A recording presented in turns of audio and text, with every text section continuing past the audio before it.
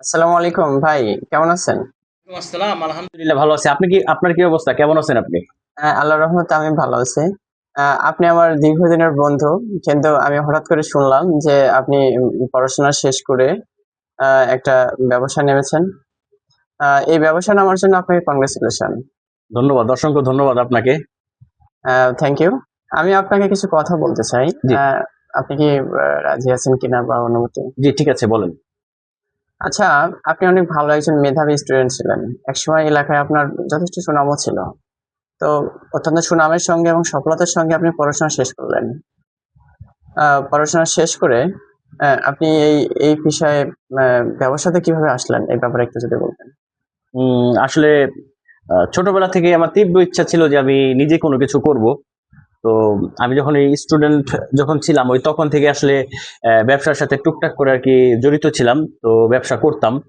তো আস্তে, আস্তে পড়াশোনা শেষ করার পরে আরকি এটার দিকে আরকি পুরোপুরি ফোকাসটা দিলাম। যে জীবনের ফোকাসটা এখানে দিলাম দেখি এখান থেকে সফলতা আসে কিনা। তো আল্লাহর রহমতে আপনাদের দোয়ায় ময় মুরব্বির দোয়ায় আপনাদের দোয়ায় আল্লাহর রহমতে আমি সাকসেস আমি মনে করি এখন। Thank you. আচ্ছা ভাই, মানে আপনি কাকে দেখে ইন্সপায়ার হয়েছিলেন বা অনুপ্রাণিত হয়েছিলেন? কাকে দেখে এই পেশায় আসলেন?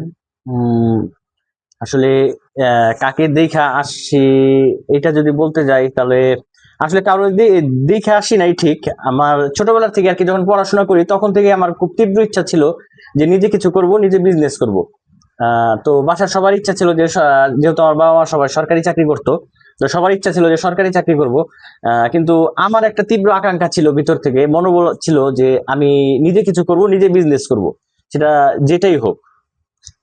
আচ্ছা, আ আমাদের এই সাবকন্টিনেন্ট দেশগুলোতে বা এশীয় মহাদেশগুলোতে যদি বাবা-মা সরকারি চাকরি করে, সেক্ষেত্রে কিন্তু বাবা-মার এক্সপেকটেশন থাকে যে আমার সন্তানেরা যেন সরকারি চাকরি করে। হুম। আমার মনে হয় আপনি ১ম আ যে বাবা-মা সরকারি চাকরি করার পরেও আপনি তাদের সেই পেশাটাকে আ না গিয়ে আপনি স্বাধীন, স্বাবলম্বী একটা পেশায় আসলেন। এ ব্যাপারে একটু মতামত। আহ ওই যে বললাম যে ছোটবেলা থেকে একটা তীব্র ইচ্ছা ছিল। আমার সাথে যারা ছিল, আমার ক্লাসমেট যারা ছিল, ওরা সবাই যে যার যার মতো ভালো পজিশনে ভালো ভালো চাকরি করতেছে, সরকারি চাকরি করতেছে অনেকেই। কিন্তু আমার একটা জীবনে একটা টার্গেট বলে না, এম ইন লাইফ, মানে জীবনে একটা টার্গেট থাকে যে ও এইটা করবে। আসলে আমার ছোটবেলা থেকে আর কি তীব্র ইচ্ছা ছিল যে আমি বিজনেস করব। সেজন্য আসলে এই জায়গায় চলে আসা। সাপোর্ট প্রথমে অনেক সময় পাই নাই, কিন্তু আস্তে আস্তে ধীরে ধীরে যখন দেখলো যে না আমি এটার সাথে আহ, মন দিয়ে ফেলাইছি, তখন থেকে আর কি বাসার সবার তখন থেকে আর কি সাপোর্টটা পাইছি আমি। ওকে, এখন হচ্ছে পরিবার এটার ব্যাপারে মানে কি পজিটিভ না নেগেটিভ? এখন যে আপনি একটা ভালো একটা ব্যবসা দাঁড় করিয়েছেন এটার উপর। হুম হুম হুম। আলহামদুলিল্লাহ এখন আল্লাহর রহমতে সবাই যথেষ্ট পরিমাণ সাপোর্ট দেয় আমাকে। অনেক সাপোর্ট দেয় এখন, আলহামদুলিল্লাহ। আচ্ছা, একটু আমি একটা ইন্টারনাল কোয়েশ্চেন করতে চাই। এখন আপনার মান্থলি কেমন ইনকাম আসে? বা হুম। মাঝে, মাঝে কেমন মনে হয় যে ভালো স্টুডেন্ট ছিলেন, হয়তো বিসিএস দিলে চলো ভালো একটা চাকরিও পেতেন, বিসিএস ক্যাডারও হতে পারতেন।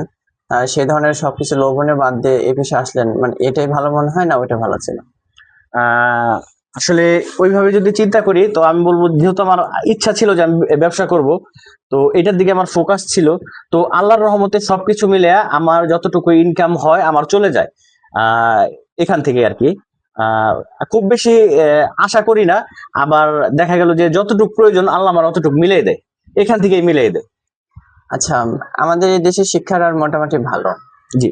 আহ, মানে অনেক মানুষই মাস্টার অনার্স পাশ করে বেকার বসে থাকে, চাকরি খোঁজে। আহ, অনেকের প্রায় জীবনটা নষ্টই হয়ে যায়। এদের জন্য কি কোনো উপদেশ আছে বা পরামর্শ আছে? অবশ্যই অবশ্যই আছে।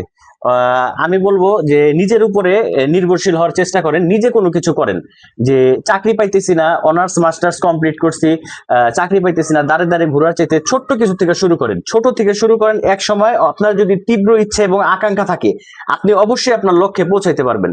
আহ, লেখাপড়া করছি, ব্যবসা করলে মানুষ কি বলবে, এই ধরনের চিন্তা ভাবনা মাথা থেকে ঝাইরে ফেলতে হবে, নিজের উপর নির্ভরশীল হতে হবে। ছোট থেকে ক্ষুদ্র থেকে শুরু করেন, ওই ক্ষুদ্র জিনিসটাই একসময় অনেক বড় হয়ে যাবে, অনেক বড় কিছুতে পরিণত হবে। ওকে। আচ্ছা, আমি আপনার দোকান সম্পর্কে কিছু জানতে চাই। জি। আপনার দোকানে দর্শক যারা দেখতেছে জি। আপনার ভিডিওটা, তো আপনার দোকানে তারা আসবে অবশ্যই, তাদের সবাইকে দাওয়াত করতেছি।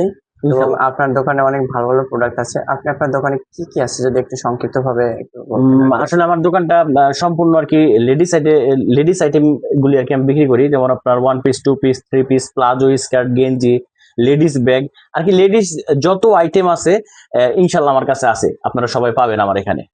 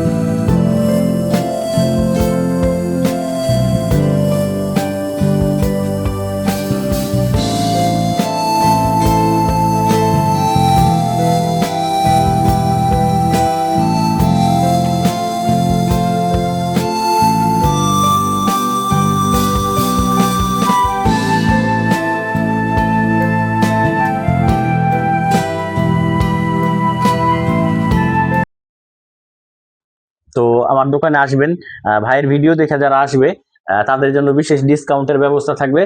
আমার দোকানের লোকেশনটা হচ্ছে মানিকগঞ্জ জেলা ঝিটকা বাজার, হরিরামপুর থানার অধীনে পায়রা ডায়াগনস্টিক সেন্টারের ঠিক অপোজিট পাশে আমার দোকানটা। দোকানের নাম হচ্ছে নুদার্স ড্রিম। আপনারা অবশ্যই আসবেন, ভাইয়ের পেজের নাম বললে আমি অবশ্যই আপনাদের জন্য ডিসকাউন্টের ব্যবস্থা থাকবে। আর এছাড়াও আমি অনলাইনে বিজনেস করি, অনলাইনে আমার যথেষ্ট পরিমাণে অর্ডার হয়, ভিডিও দেখেও অনেকে অর্ডার করতে পারবেন ইনশাল্লাহ।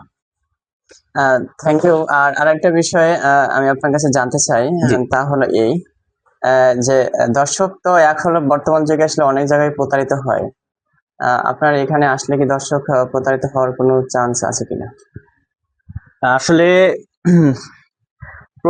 যারা প্রতারণা করে বিজনেস করে, এটা এক একজনের এক এক রকম পলিসি। ইনশাল্লাহ আমার কাছে আসলে প্রতারিত হওয়ার কোনো ধরনের সম্ভাবনা নাই, চান্স নাই। আপনার আমার উপরে বিশ্বাস রেখে আমার কাছে আসতে পারে, কোনো সমস্যা নাই। আপনি কি দর্শককে আপনার হোয়াটসঅ্যাপ নাম্বারটা একটু বলবেন? জি অবশ্যই বলবো। আমার হোয়াটসঅ্যাপ নাম্বারটা হচ্ছে 01725416221। এটা হচ্ছে আমার হোয়াটসঅ্যাপ নাম্বার। আচ্ছা, আপনি অনেক ব্যস্ত থাকেন। লাস্ট আর 3টা কোশ্চেন করবো, তারপরে আপনাকে বিরক্ত করবো না। অবশ্যই। আপনার অনেক কাস্টমার আসলে লাইনে আছে, তাদেরকে সময় দিতে হবে। না না সমস্যা নেই, বলেন।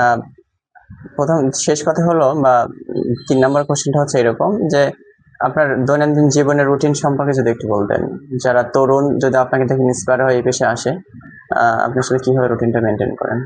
দৈনন্দিন দিনের রুটিনটা আসলে আসলে যারা ব্যবসা করে, বিজনেস করে, তারা আসলে পরিবারের ওরকম ভাবে সময় দিতে পারে না। ওই সেম এটা আমার ভিতরেও চলে আসছে। এই দেখা গেল আমি তবে একটা জিনিস কি আমার দোকানে বিজনেসটার ক্ষেত্রে আমি একটা জিনিস রুটিন ফলো করার অবশ্যই চেষ্টা করি যে আমার আসলে 4 আঙ্গুল কপালে যেটুকু রিজিক নিয়ে আসছি ওইটুকু আমি এখান থেকে নিয়ে যাব, এটা আমার কেউ ধরে রাখতে পারবে না। কিন্তু আমি টাইমটা মেনটেন করি, সকাল 9টা থেকে রাত 9টা পর্যন্ত ইনশাল্লাহ আমি সবসময় এখানে আসি। এই জিনিস আর কি, বাকি সব যাই হোক কিন্তু এটার উপর আমার মূল ফোকাস, এটার আমি এই সময়টুকু দেই। আচ্ছা, আর একটা কোশ্চেনটা হচ্ছে যে আপনার দোকানে তো দেখলাম কিছু এমপ্লয়ারও আছে, এদের স্যালারি কিভাবে কি করেন? আসলে এদের স্যালারি ওদের মাসিক বেতন হিসেবে ওরা আছে। না আসলে আমি চেষ্টা করি প্রত্যেকেরই মন খুশি রাখার। আপনার প্রত্যেকটা ঈদেই তাদেরকে আমি বেতন বোনাসের পাশাপাশি তাদের পোশাক আশাকের ব্যবস্থাটা আমি করে, আমার সাধ্য অনুযায়ী আমি চেষ্টা করি তাদেরকে করে দেওয়ার। আহ, তবে আমি বলবো আসলে যারা আমাদের প্রতিষ্ঠানের কর্মচারী কিংবা বড় বড় শোরুমের যারা কর্মচারী স্টাফ যারা আছে, আসলে তাদের তাদেরকে ভালোবাসলে তাদের কাছ থেকে আমরাও ভালোবাসা পাবো। তারাও আমাদের ব্যবসার প্রতি তাদের যে আর কি, আমি যেরকম আমার প্রতিষ্ঠানটাকে ভালোবাসি, তাদেরকে যদি আমরা ভালোবাসি তারাও আমাদের এই প্রতিষ্ঠানটাকে নিজের মনে করে ভালোবাসবে। আচ্ছা, লাস্ট একটা কোশ্চেন। জি, তরুণ দর্শকদের উদ্দেশ্যে কিছু বলবেন।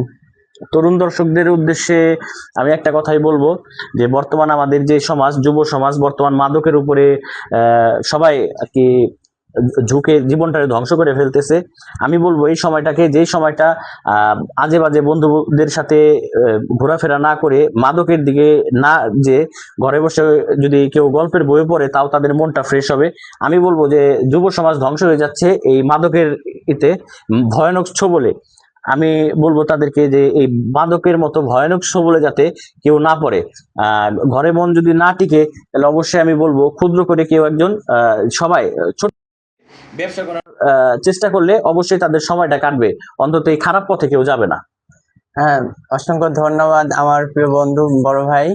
আপনাকে আমার চ্যানেল হচ্ছে ভাঙ্গা নৌকার মাঝি, এই চ্যানেলকে আপনার মূল্যবান সময়টা দেওয়ার জন্য অসংখ্য ধন্যবাদ আপনাকে, আপনিও মূল্যবান সময় নষ্ট করে আমার সাথে সময়টা দিচ্ছেন।